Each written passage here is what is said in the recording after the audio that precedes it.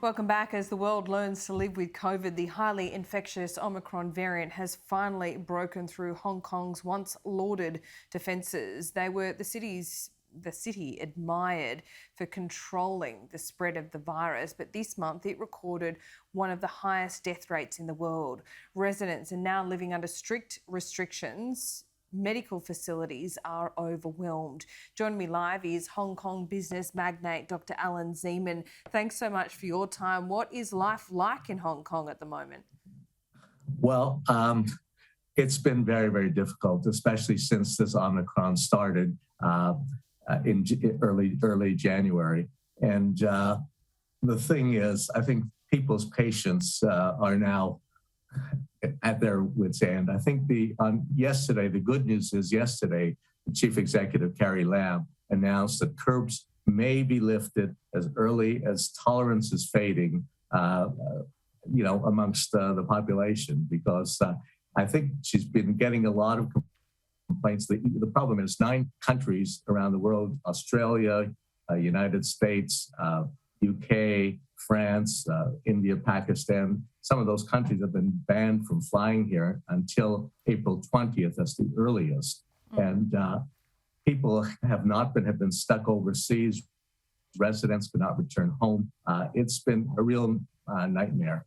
And basically, the biggest problem we had is we have an aging population in Hong Kong, and we have over 1,000 care homes where most of the elderly reside.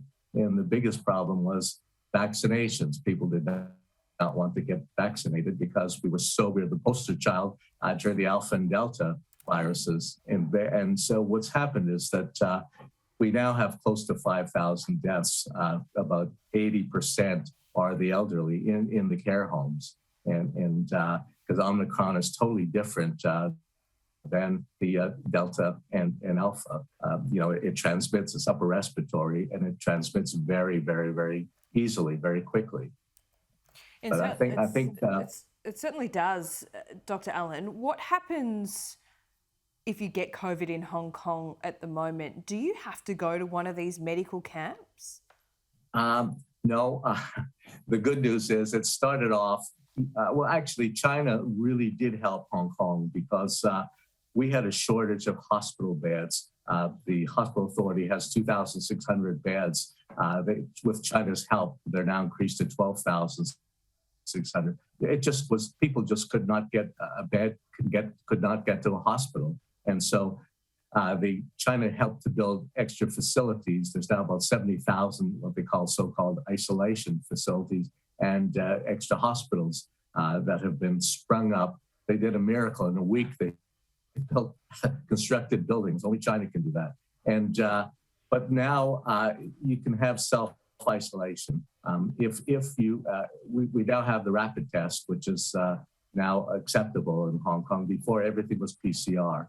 And so most people are using the rapid test at home. And then if you test positive, if you're very serious, you have to go to a isolation facility for as long as it takes to get negative. But otherwise, you can isolate yourself at home. If you live in a home that you're capable, that's okay, because the flats are very small in Hong Kong. Some people have 6 people living in a small flat, so they themselves want to isolate. But in general, the rules have been relaxed. I think the government really got the message. There was a real backlash from the people. And at the moment, everybody's looking forward to this Sunday or Monday when the chief executive has promised to really address the problems that exist with the flights, people returning home, the self-isolation.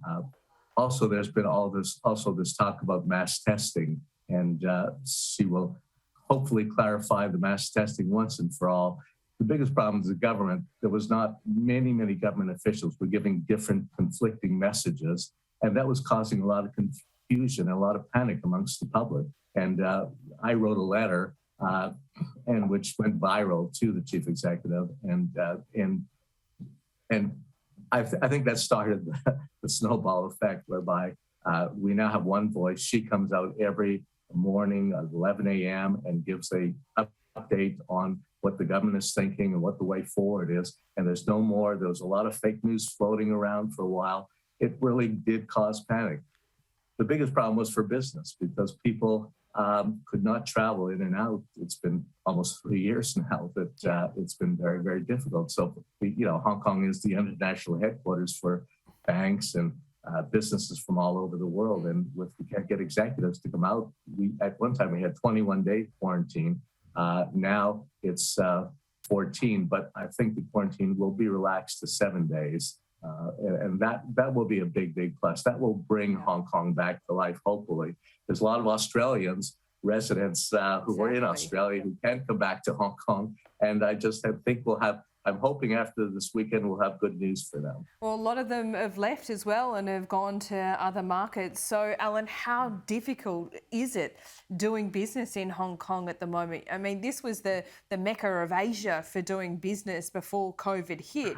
For you, what's the reality? Are you looking at diversifying out of Hong Kong just to, spread that risk? I've been here for more than 50 years, and I've been through these kind of things in Hong Kong. In 1997, we had a similar panic when Hong Kong returned back to China from the UK, and many, many people did leave. But then the thing about Hong Kong, it is resilient. 2 years later, many people came back again.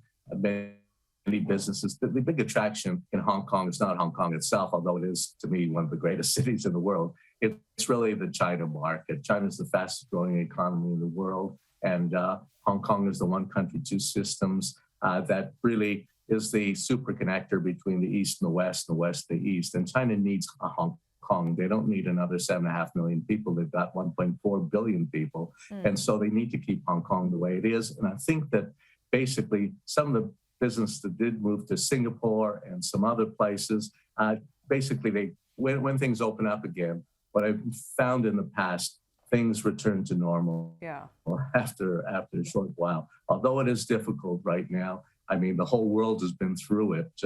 Hong Kong has been the laggard. We were the last one with the Omicron. Everybody else, Australia, you guys were locked down for a long, long time, and it wasn't easy as well. We just experienced what you did. Yeah, well, let me just finally ask you, in Hong Kong, the politics have changed as well. Even before COVID, it has lost its autonomy. What does that mean for a businessman like you?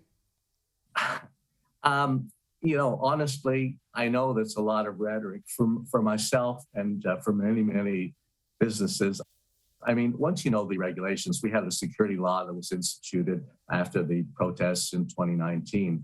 And that got a lot of rhetoric around the world that, Hong Kong is losing its autonomy and security law. But out of 200 countries in the world, 120 countries have security law. Security law did bring stability back to Hong Kong. So for businesses, it actually was a good thing because businesses like stability. They need stability. We need to have some kind of a way of what the future is. And once you know what the law is, you conduct your business within the law. And that's basically what I say. It hasn't changed my life or most people's lives, whatever.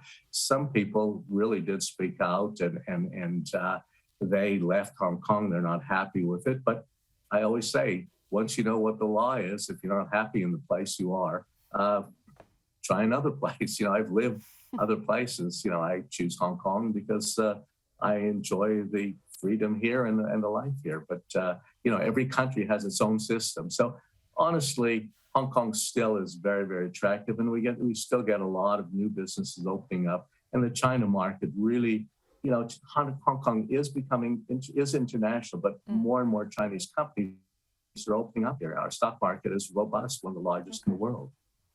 Well, Dr. Allan Zeman, fascinating to talk to you today. Keep in touch. We'll speak soon. Okay, thank you. Stay safe.